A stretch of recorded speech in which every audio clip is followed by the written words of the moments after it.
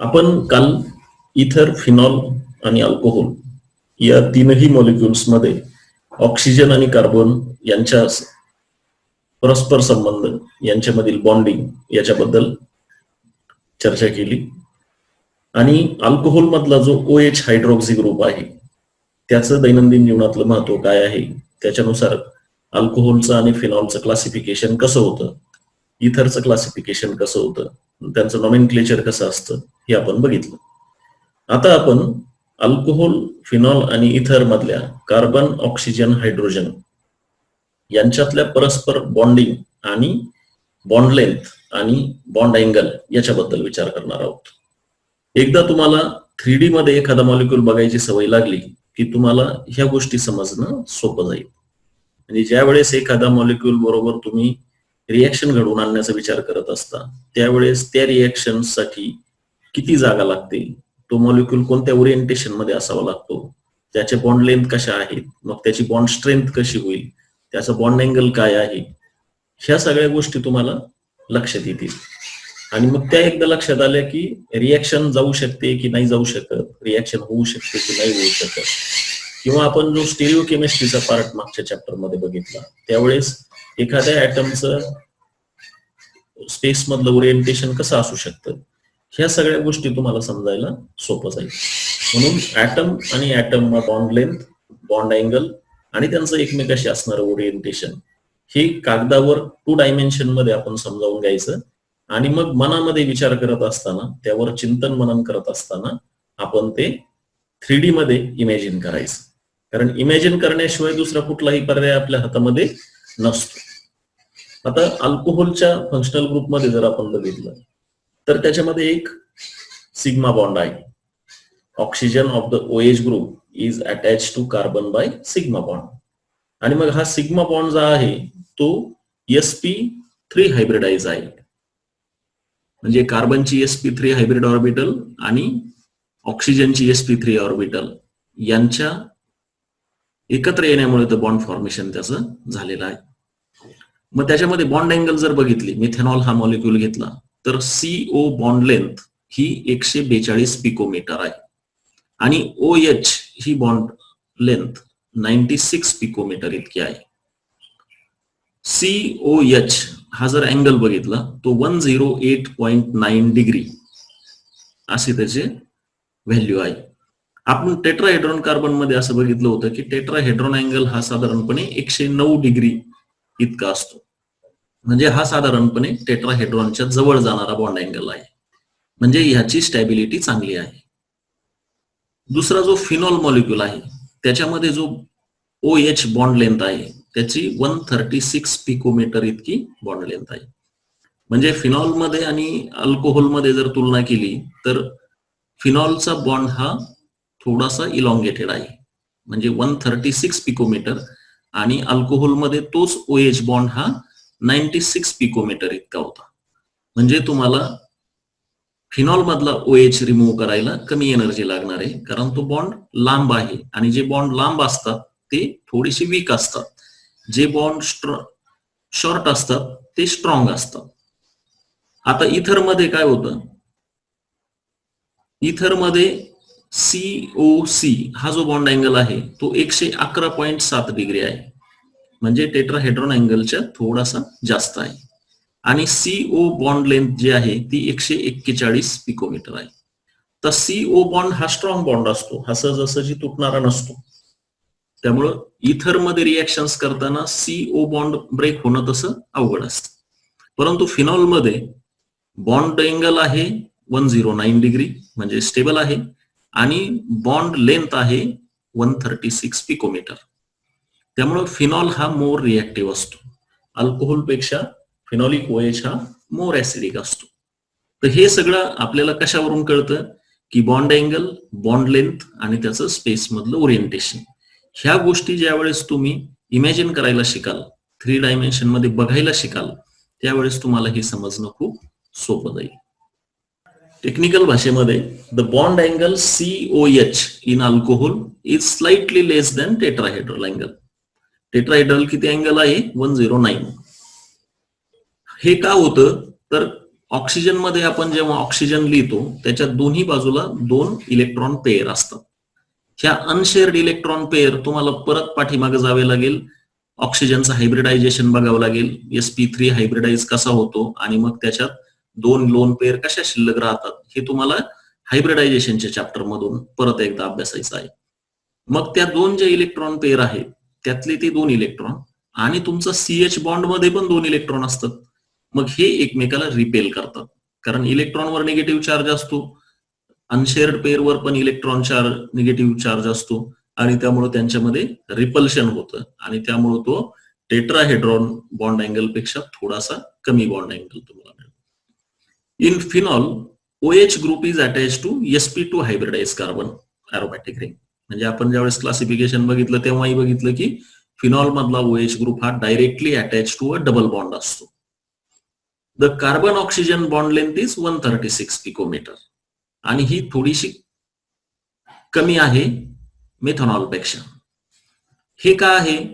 कारण फिनॉल मध्ये जो कार्बन ऑक्सिजन बॉन्ड आहे तो पार्शियल डबल बॉन्ड आहे, कारण त्या ऑक्सिजन पासून जे काही अनशेअर्ड पेअर ऑफ इलेक्ट्रॉन आहेत त्या रेझोनन्स स्ट्रक्चरमुळे तिथं तुम्हाला डबल बॉन्ड कॅरेक्टर निर्माण होतं. तुम्ही हे कागदावर जर काढून बघितलं की बेन्झिन रिंग, त्याच्या शेजारी ऑक्सिजन जोडलाय, ऑक्सिजनवर 2 लोन पेअर ऑफ इलेक्ट्रॉन्स आहेत, मग त्या 2 लोन पेअर ऑफ इलेक्ट्रॉन ज्यावेळेस तुम्ही डिलोकलाइज करता म्हणजे त्याच्यापासून बाण दाखवता, मग बेन्झिनच्या रिंग मध्ये परत बाणाच्या साहाय्यानं त्या इलेक्ट्रॉन एकमेकाकडे कसे जातात हे दाखवतो आपण रेझोनेटिंग स्ट्रक्चर मध्ये. मग हे दाखवताना तुमच्या लक्षात येईल की तो जो CO बॉन्ड आहे that will be partial double bond character आणि जो डबल बॉन्ड असतो तो सिंगल बॉन्ड पेक्षा लांबीनं कमी असतो, शॉर्ट असतो आणि म्हणून तो स्ट्रॉंग असतो. Double bond is always stronger than single bond. दुसरं कारण आहे की sp2 hybridize state of carbon to which oxygen is attach. म्हणजे ऑक्सिजन हा sp2 हायब्रिडाइज कार्बनला जोडला गेलेला आहे, त्याच्यामध्ये S कॅरेक्टर जास्त आहे आणि म्हणून तो स्वतःकडे इलेक्ट्रॉन ओढून घेण्याची त्याची क्षमता जास्त आहे, म्हणून सुद्धा तो बॉन्ड स्ट्रॉंग असतो. तर ह्या 2 कारणांमुळे ही रिएक्टिव्हिटीवर परिणाम होत असतो. हे सगळं इमॅजिनेशनचा पार्ट आहे, हे कोणी बघितलेलं नाही आजपर्यंत प्रत्यक्ष डोळ्यानं.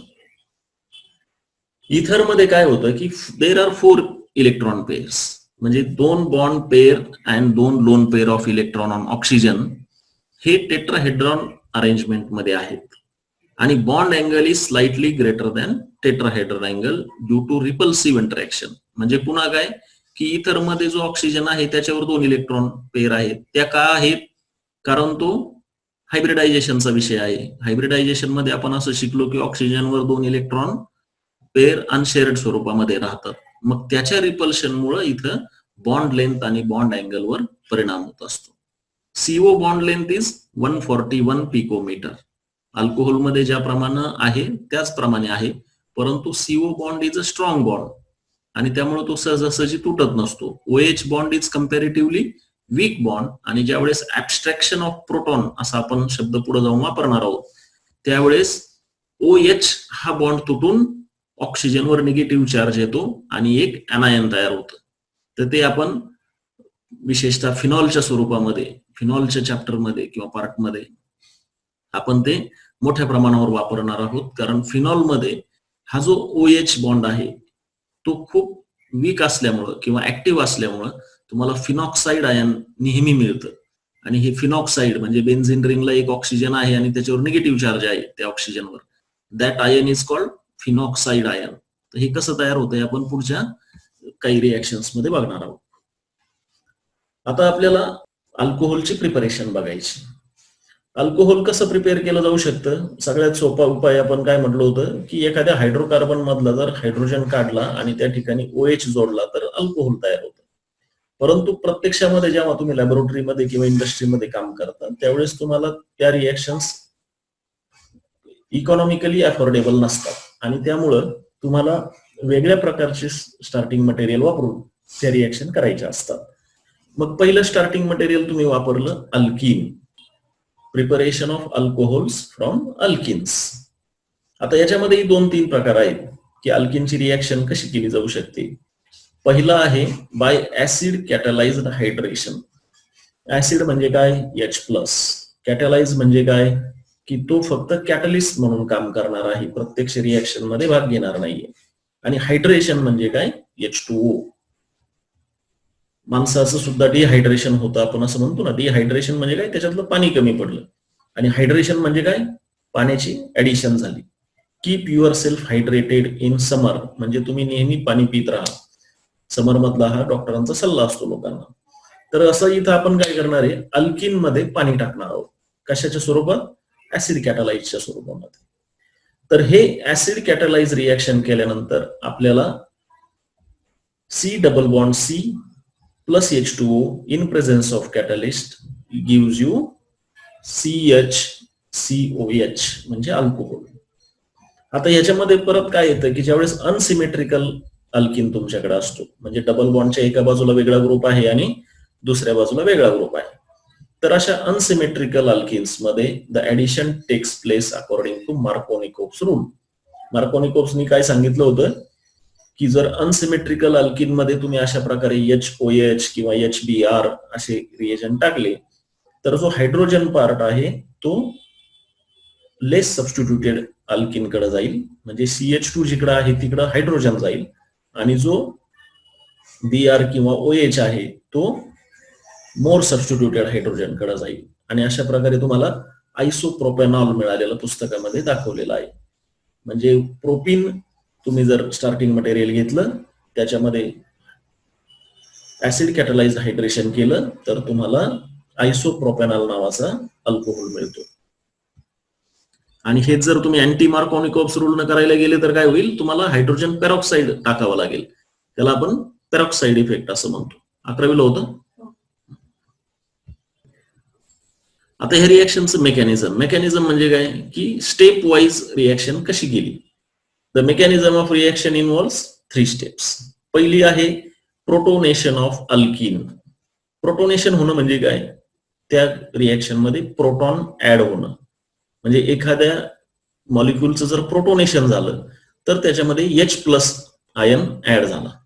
मग इथं जो तुमचा डबल बॉन्ड आहे त्या डबल बॉन्ड मध्ये एक H+ आयन ऍड होणार आहे. आता हा H+ कुठून आला? तर तुम्ही पाणी टाकताय आणि तुम्ही ऍसिड टाकताय, ऍसिडचं कॅटॅलिसिस होतंय. म्हणजे H2O plus H+ gives you H3O+.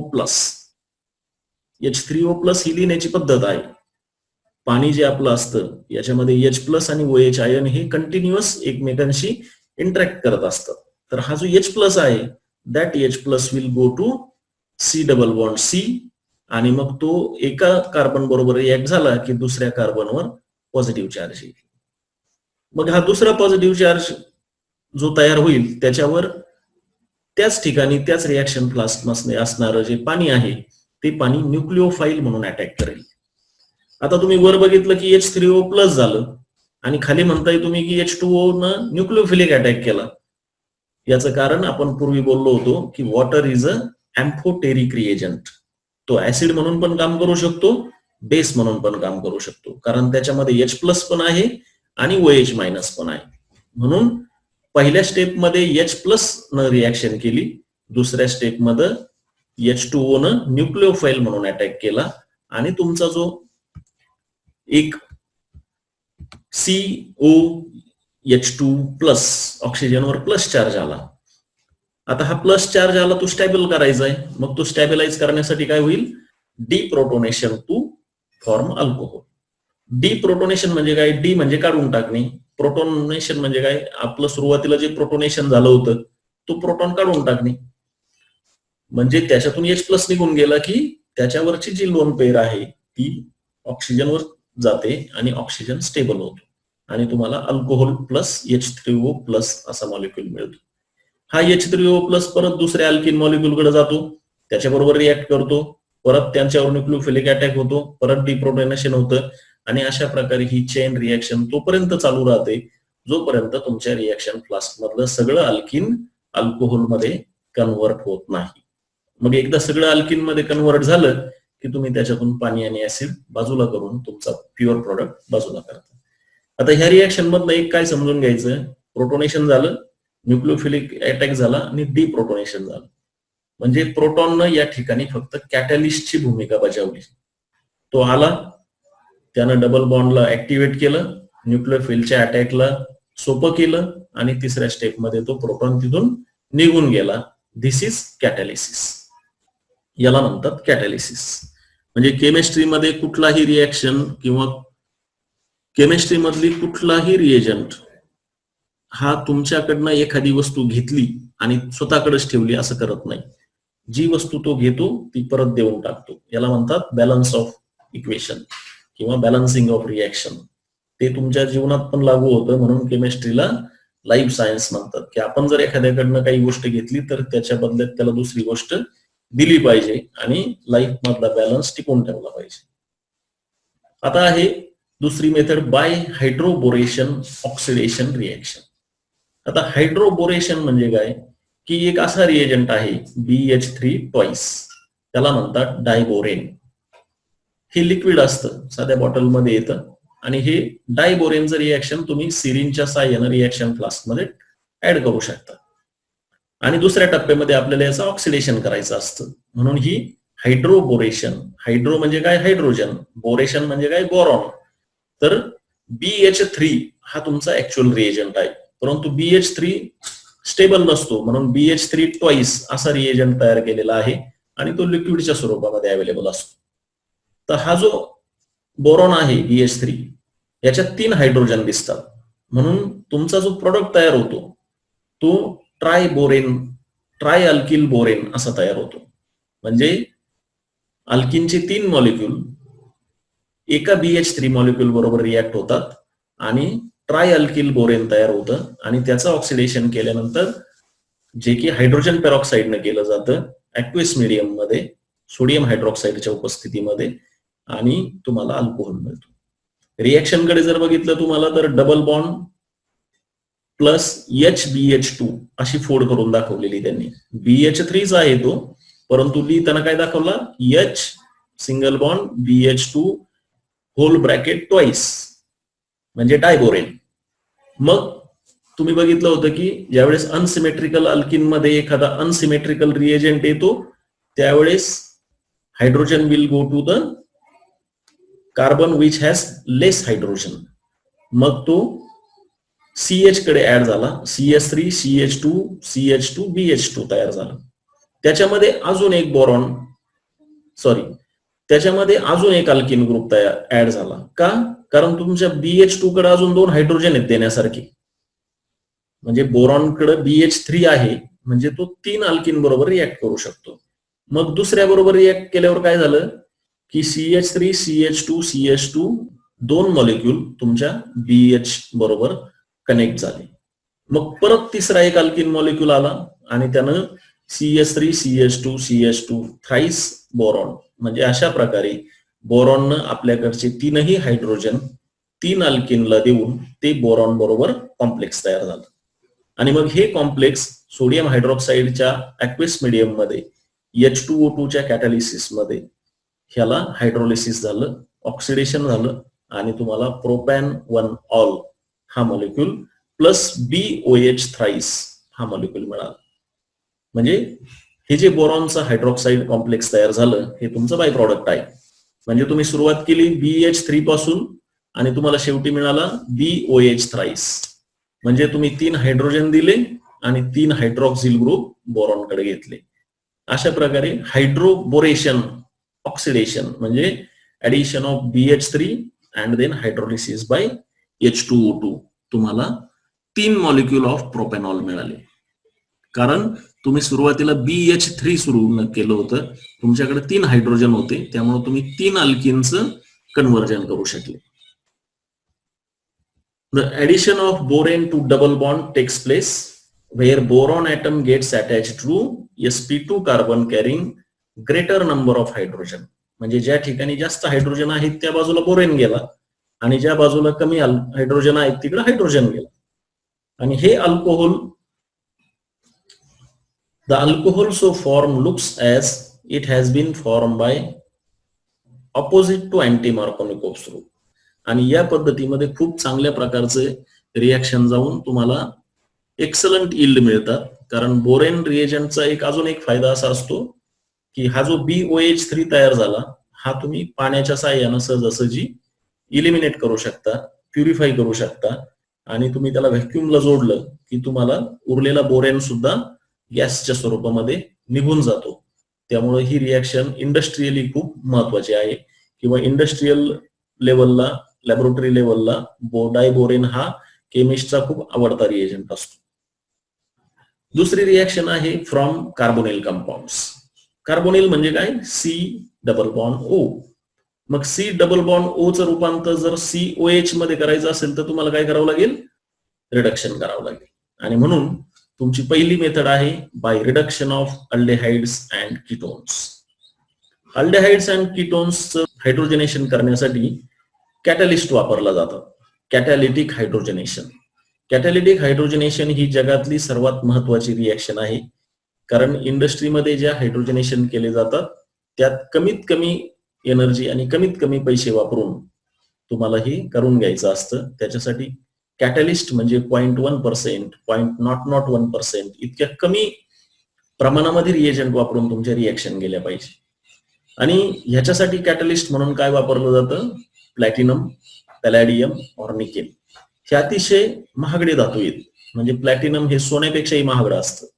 जगातलं ऑलमोस्ट सगळ्यात महागडं जर एलिमेंट कोणता असेल तर तो प्लॅटिनम आहे. त्याच्या खालोखाल पॅलॅडियम आहे आणि निकेल आहे. मग हे मेटल तुम्ही अतिशय कमी प्रमाणात वापरतात आणि हे कॅटलिस्ट म्हणून वापरले जातात. त्यामुळे ते रिॲक्शन मध्ये भाग घेत नाही, त्यांच्यावर कुठलीही इजा होत नाही. म्हणजे प्लॅटिनमचं एक जर तुम्ही पार्ट घेतला तर तुम्ही अनेक रिॲक्शनसाठी तेच प्लॅटिनम वापरू शकता, पुन्हा पुन्हा वापरू शकता. आणि म्हणून या रिॲक्शन खूप इकॉनॉमिकल असतात. It is also prepared by treating aldehyde on ketones with sodium borohydride NaBH4 और लिथियम अल्युमिनियम हायड्राइड.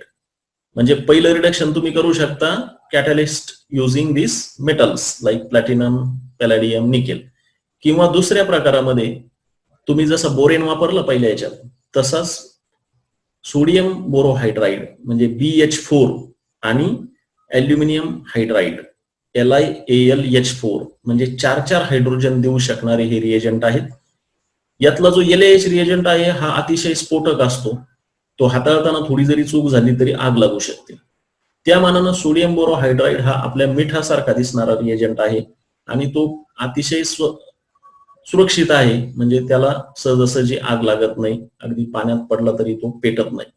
परंतु लिथियम अल्युमिनियम हायड्राइडच्या टॅबलेट्स असतात आणि त्या टॅबलेट्स घेताना ती टॅबलेट जरी एकमेकावर घासली तरी देखील आग लागते. म्हणजे बऱ्याचदा केमिकल लॅबोरेटरीज मध्ये आग लागण्याचं महत्वाचं कारण हे एक सोडियम मेटल किंवा लिथियम अल्युमिनियम हायड्राइड अशा प्रकारचे रिएजंट असतात की जे सहजासहजी पेट घेऊ शकतात.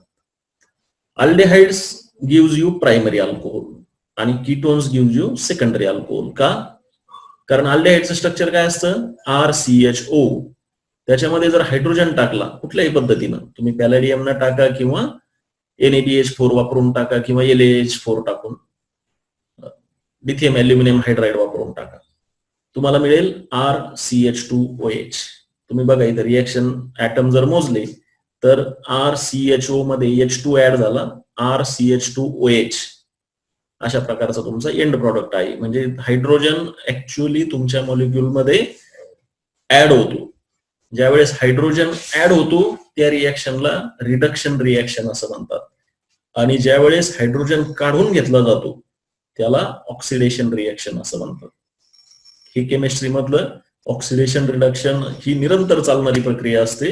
याला रिडॉक्स टाइप ऑफ रिॲक्शन आपण असं म्हणतो. जर समजा त्या एकाच वेळेस एकामागोमागे घडत असतील तर त्याला रिडॉक्स प्रकारचे रिॲक्शन म्हटलं जातं. आणि दुसरा मॉलिक्यूल कीटोन RCOR'. ह्याच्यामध्ये जर तुम्ही सोडियम बोरोहायड्राइड टाकलं किंवा LaH टाकलं किंवा पॅलॅडियम टाकलं आणि हायड्रोजनेशन केलं तर तुम्हाला RCHOH म्हणजे इथं सुद्धा 2 हायड्रोजन लिटरली तुमच्या मॉलिक्युल मध्ये ऍड झालेले आहेत आणि तुम्हाला अल्कोहोल मिळालेला आहे. अल्डेहाइड पासून तुम्हाला प्रायमरी अल्कोहोल मिळालेला आहे, कीटोन पासून तुम्हाला सेकंडरी अल्कोहोल मिळालेला आहे. तुम्हाला जर टर्शरी अल्कोहोल तयार करायचं असेल तर काय करावं लागेल? कार्बोनिल कंपाऊंडची ग्रिग्नार्ड रिएक्शन करावी लागेल, कारण ग्रिग्नार्ड मध्ये एक RMgX असतो. मग तो RMgX जो आहे तो एक R त्या तुमच्या कॉम्प्लेक्स मध्ये ऍड होणार आणि तुम्हाला टर्शरी अल्कोहोल मिळणार. म्हणजे कदाचित तुम्हाला नीट JEEच्या परीक्षेमध्ये विचारलं जाऊ शकतं की तुम्ही अल्डेहाइड पासून प्रायमरी अल्कोहोल मिळवता, कीटोन पासून सेकंडरी अल्कोहोल मिळवता, पण तुम्हाला जर कीटोन पासून टर्शरी अल्कोहोल करायचं असेल तर काय कराल, तर तिथं तुम्हाला ग्रिग्नार्ड रिएजंटची ऍडिशन करायला लागेल. ही इंडस्ट्रीमधल्या सोप्या मेथड्स असतात. तिसरी मेथड आहे by reduction of carboxylic acid and Easter. Carboxylic acid म्हणजे कोणता ग्रुप? COOH. आणि ईस्टर म्हणजे कोणता ग्रुप? COOR. तर मग हे COOH आणि COOR ला जर रिड्यूस करायचं असेल तर सगळ्यात सोपा रिएजंट आहे वापरायला लिथियम ॲल्युमिनियम हायड्राइड. आणि RCOOH in presence of LaH and water gives you RCH2OH. LaH हा थोडासा महागडा रिएजंट आहे, कारण तो हाताळायला पण अवघड असतो, स्फोटक असतो, त्यामुळे तो त्याची जी काळजी घ्यावी लागते त्यामुळे त्याची किंमत वाढते. आणि म्हणून ऍसिडला ईस्टर मध्ये रूपांतरित केलं जातं. आपण पूर्वी पाहिलं होतं की RCOOH plus alcohol in presence of acid gives you Easter. आणि मग हा जो ईस्टर आहे हा ईस्टर तुम्ही कॅटॅलिटिक हायड्रोजनेशन न रिड्यूस करू शकता किंवा NaBH4 सारखा एक स्वस्त आणि वापरायला सोपा असणाऱ्या रिएजंट न सुद्धा ती रिएक्शन घडवून आणू शकता. म्हणजे RCOOH in presence of R-OH म्हणजे कोण? Alcohol plus acid gives you RCOOR. आणि त्याचं हायड्रोजनेशन इन प्रेझेन्स ऑफ कॅटलिस्ट केलं की तुम्हाला RCH2OH प्लस R-OH अल्कोहोल मिळतो. तर हा जो RCH2OH आहे किंवा हा अल्कोहोल या ठिकाणी तयार होणार आहे, इथं तुम्ही जर ग्रिग्नार्ड रिएजंट केली तर परत तुम्हाला इथं टर्शरी अल्कोहोल मिळू शकतो. म्हणजे तुम्हाला कदाचित स्पर्धा परीक्षांमध्ये असे प्रश्न विचारले जाऊ शकतील की कार्बोनिल कंपाऊंड वापरून तुम्हाला टर्शरी अल्कोहोल जर तयार करायचं असेल तर काय केलं जाईल, तर तुम्हाला ग्रिग्नार्ड रिएजंट त्या ठिकाणी आठवलं पाहिजे. यस, पुढची रिएक्शन आहे from Grignard reagent. Alcohols are produced by Grignard reagent with aldehydes and ketones. The first step is nucleophilic addition of Grignard reagent. म्हणजे RMgX घेतला, त्याच्यामध्ये Mg वर डेल्टा प्लस आहे, R वर डेल्टा निगेटिव्ह आहे, म्हणून दॅट इज न्यूक्लिओफिलिक ऍडिशन. तुमचा R minus is going to add in to your carbonyl group आणि तयार होतं तुमचं ऍडक्ट. म्हणजे RCOMgX याला म्हणतात ग्रिग्नार्ड्स ऍडक्ट. आणि ह्या ऍडक्टचं हायड्रोलिसिस केलं की तुम्हाला RCOH असा अल्कोहोल मिळतो आणि MgOXH असं ऍडक्ट हे बाय प्रोडक्ट म्हणून मिळतं. तर बाय प्रोडक्टला फारसं महत्व या रिएक्शन मध्ये नाहीये, त्यामुळं तुम्हाला प्युअर अल्कोहोल या ठिकाणी मिळतो. आणि मी ग्रिग्नार्ड रिएक्शन सांगताना जे सांगितलं होतं की ज्या केमिस्टला ग्रिग्नार्ड रिएजंटची रिएक्शन घडवून आणता येते, करता येते, he is considered as a skilled or best chemist. कारण ही दिसायला अतिशय सोपी आहे, करायला अतिशय सोपी आहे, परंतु प्रत्यक्ष ज्या वेळेस लॅबोरेटरीमध्ये तुम्ही ही रिएक्शन करता, छोटंसं मॉइश्चर देखील ही रिएक्शन स्पॉइल करतं, वाया घालवतं. आणि म्हणून ही रिएक्शन करणं इज अ स्किलफुल जॉब. आता या रिएक्शन मध्ये आपण तीनही टप्पे बघूया. की अल्डेहाइड घेतलं HCHO. HCHO म्हणजे फॉर्मल्डेहाइड किंवा त्याला मिथेनॉल म्हणतात. मिथेनॉल म्हणजे काय? त्याच्यात एकच कार्बन आहे, म्हणजे तो मिथेनचा डेरिव्हेटिव्ह आहे, म्हणून त्याला मिथेनॉल म्हणतात. आणि methanol plus RMgX will give you RCH2OH म्हणजे प्रायमरी अल्कोहोल. नंतर तुम्ही जर RCHO वापरला म्हणजे अल्डेहाइड वापरला, त्याच्यावर ग्रिग्नार्डची रिएजंट केली तर तुम्हाला सेकंडरी अल्कोहोल मिळतो RCH R-OH. बरोबर. तुम्ही जर कीटोन वापरला म्हणजे RCOR plus RMgX then you will get tertiary alcohol म्हणजे R-COH. You will notice that the reaction produces primary alcohol with methanol, secondary alcohol with other aldehydes and tertiary alcohol with ketones. बरोबर. आता preparation of phenol. फिनॉलला carbolic acid असंही म्हटलं जातं. Acid का म्हटलं जात असेल? कारण आपण त्याचं स्ट्रक्चर बघताना असं म्हटलं होतं की OH बॉन्ड हा लॉंग बॉन्ड आहे आणि तो वीक बॉन्ड आहे, त्यामुळं हायड्रोजन सहजासहजी ऍबस्ट्रॅक्ट केला जाऊ शकतो. ज्या मॉलिक्यूल मधनं हायड्रोजन दिला जातो त्याला आपण ऍसिड म्हणतो, असं आपण ऍसिडच्या डेफिनेशन मध्ये कधीतरी वाचलेलं आहे, बरोबर? म्हणजे जो मॉलिक्यूल H+ आयन देऊ शकतो त्याला आपण ऍसिड म्हणतो. फिनॉल मध्ये सुद्धा H+ सहजासहजी दिला जाऊ शकतो, म्हणून त्याला कार्बोलिक ऍसिड असं म्हटलं जातं. पूर्वी हा कोलटार पासून बनवला जायचा. कोलटार म्हणजे काय? डांबर. डांबरापासून फिनॉल बनवलं जायचं, परंतु आता त्याला सिंथेटिकली लॅबोरेटरीमध्ये प्रोड्यूस करतात बेन्झिन डेरिव्हेटिव्ह म्हणून. तर कसं करतात? फर्स्ट रिएक्शन आहे फ्रॉम हॅलो अरिन्स. आपण ही रिएक्शन पूर्वी एकदा बघितलेली आहे, बरोबर? Chlorobenzene in presence of NaOH, 623 kelvin temperature आणि 300 ऍटमॉस्फिअर मध्ये तुम्हाला सोडियम फिनॉक्साइड हा आयन मिळतो. म्हणजे Cl निघून जातो आणि त्या ठिकाणी ONa मॉलिक्यूल त्या ठिकाणी येतो आणि तुमचा बाय प्रोडक्ट काय असेल त्या ठिकाणी? HCl. आणि मग त्याच HCl न तुमचं परत हायड्रोलिसिस होतं आणि तुम्हाला फिनॉल हा मॉलिक्यूल मिळतो. Chlorobenzene is फ्युज्ड with NaOH. फ्युज्ड म्हणजे काय? अतिउच्च तापमानाला ज्या वेळेस तुम्ही NaOH आणि क्लोरोबेन्झिन एकत्र कराल त्या रिएक्शनला फ्युजिंग असं म्हणतात. म्हणजे लिटरली ते दोन्ही मॉलिक्यूल मेल्ट होतात त्या ठिकाणी आणि ते एकमेकाला 320 ऍटमॉस्फिअरिक प्रेशर, इतक्या प्रचंड प्रेशरचा वापर करून तुम्हाला ती रिएक्शन घडवून आणावी लागते. म्हणजे दिस इज अ डिफिकल्ट रिएक्शन.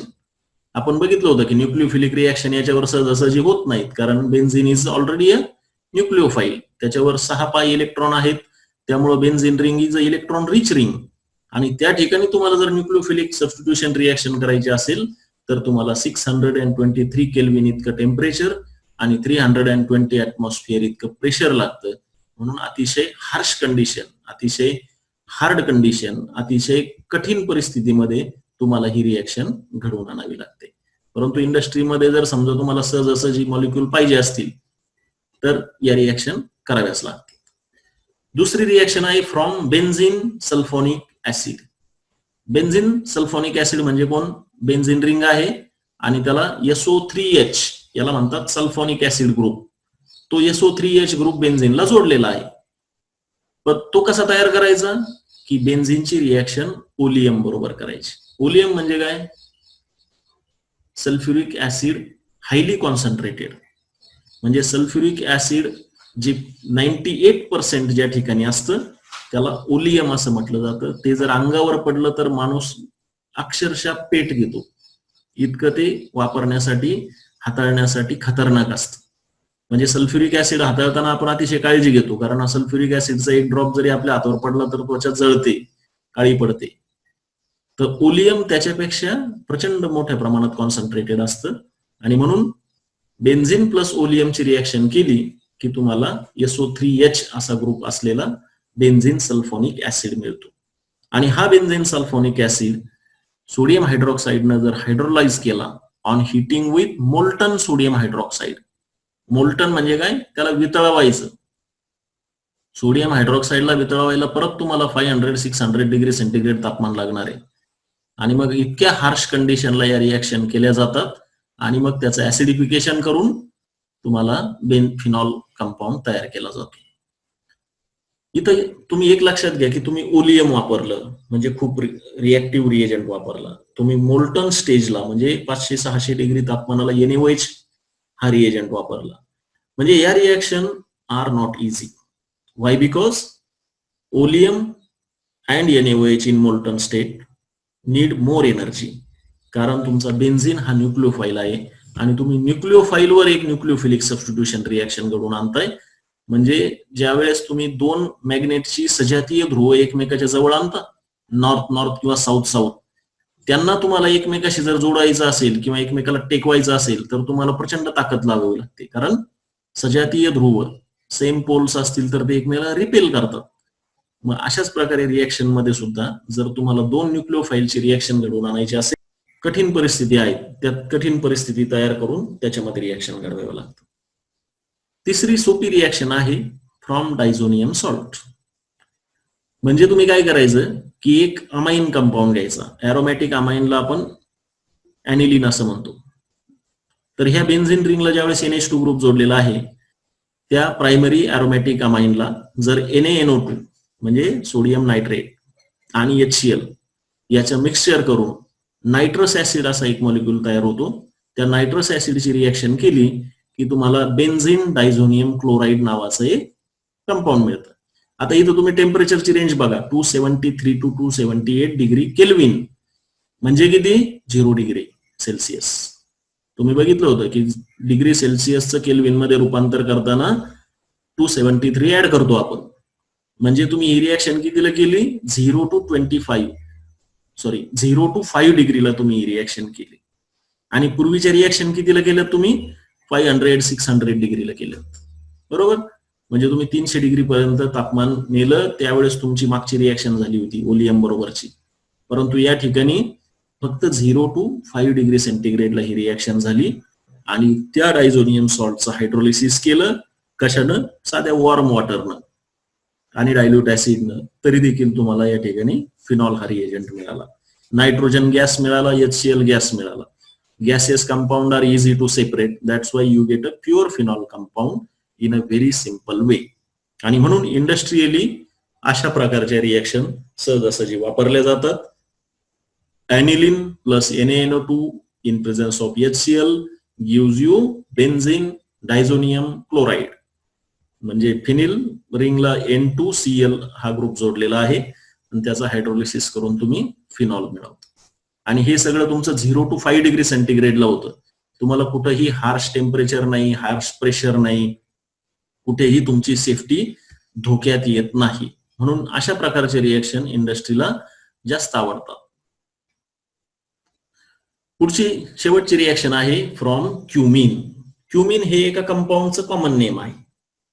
म्हणजे आयसोप्रोपिल बेन्झिन या कंपाऊंडला क्युमिन असं म्हटलं जातं.